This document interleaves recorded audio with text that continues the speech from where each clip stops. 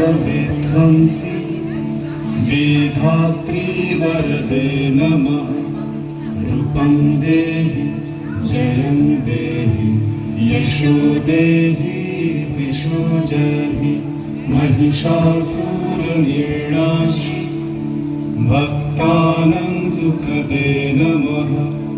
रूपं देहि जयं देहि यशो देहि दिशो जहि।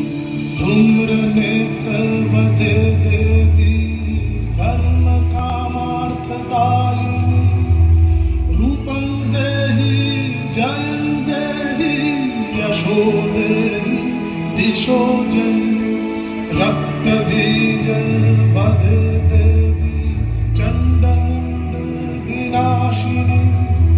रूपं देहि जयं देहि यशो देहि दिशो जहि।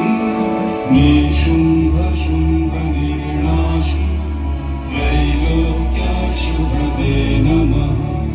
रूपं देहि जयं देहि यशो देहि दिशो जहि।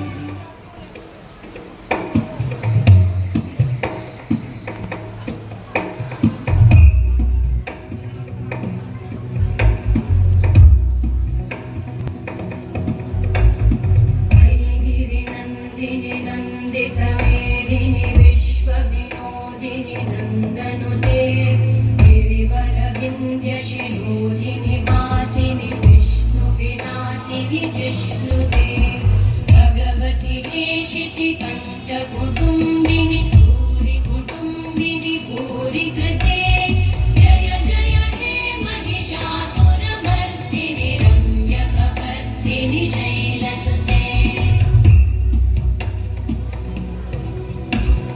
सुरवरवर्षिणि दुर्धरधर्षिणि दुर्मुखवर्षिणि हर्षरते।